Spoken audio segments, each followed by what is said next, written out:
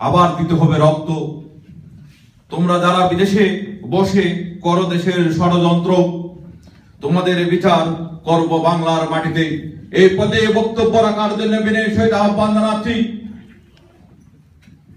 Portugal Awami লীগের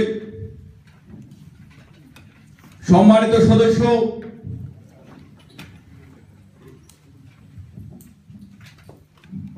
Portugal Awami লীগে পর্তুগালে আসার পর থেকে তিনি রাজনীতির সাথে জড়িত হয়ে পর্তুগাল আওয়ামী লীগকে সুসংগঠিত করার জন্য আপ্রাণ চেষ্টা করে যাচ্ছেন।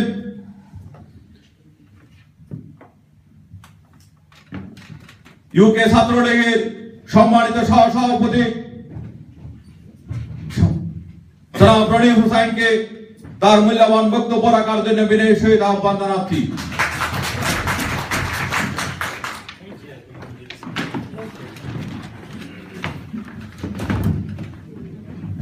ধন্যবাদ। অপরাজেয় বাংলার অপরাজেয় সংগঠন বাংলাদেশ আওয়ামী লীগ বহির্বিশ্বের সর্ব সুশৃঙ্খল সংগঠন পর্তুগাল আওয়ামী লীগ শাখা আয়োজিত আজকের এই মহান স্বাধীনতা দিবস উদযাপন উপলক্ষে এই আলোচনা সভায় সভাপতিত্ব করছেন সম্মানিত সভাপতি শ্রদ্ধাভাজন বড় ভাই জনাব জহুরুল আলম জসিম।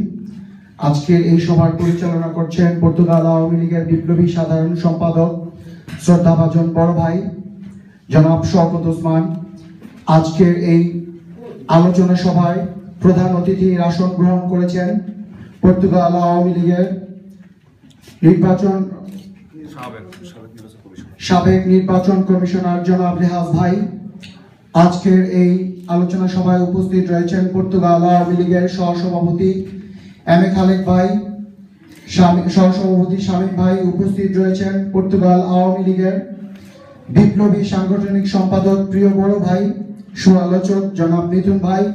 এখানে উপস্থিত রয়েছেন পর্তুগাল আওয়ামী লীগের প্রচার সম্পাদক মুজিবুর মোল্লা, উপপ্রচার সম্পাদক বাসেদ ভাই, আইন বিষয়ক সম্পাদক বাবু ভাই, জামাল ভাই, ডেনমার্ক গ্রিস আওয়ামী লীগের সাবেক নেতা জনাব মিজান মোল্লা সহ এখানে উপস্থিত রয়েছেন সাংবাদিক ভাইয়েরা। উপস্থিত রয়েছেন পর্তুগাল আওয়ামী লীগের নবীন মুখ তরুণ প্রজন্মের নেতারা। সকলকে আমার ব্যক্তিগত পক্ষ থেকে মুজিবের শুভেচ্ছা।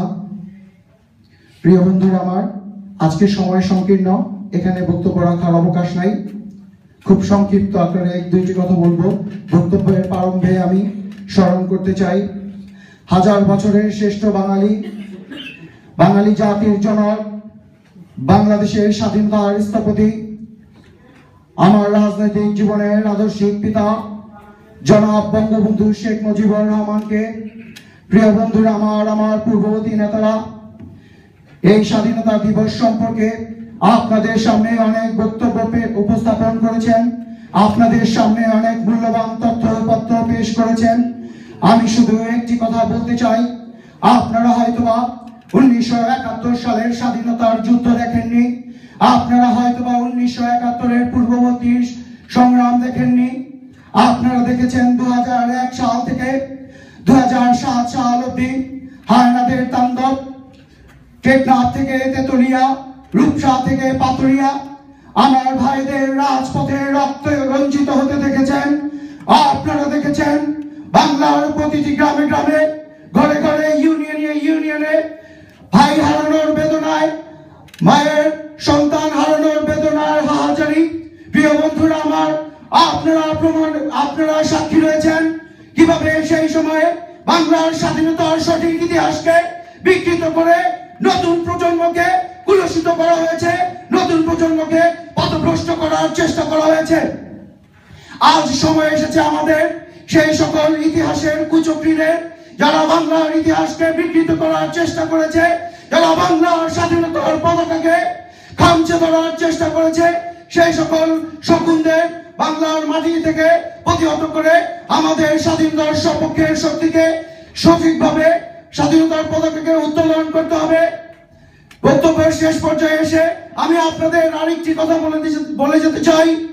আপনারা জানেন আজ বাংলাদেশ একটি মধ্যমায়ের দেশে পরিণত হয়েছে, আর যার জন্য পরিণত হয়েছে সে হচ্ছে বাঙালি জাতির জনক বঙ্গবন্ধু শেখ মুজিবুর রহমানের আদর্শিক কন্যা।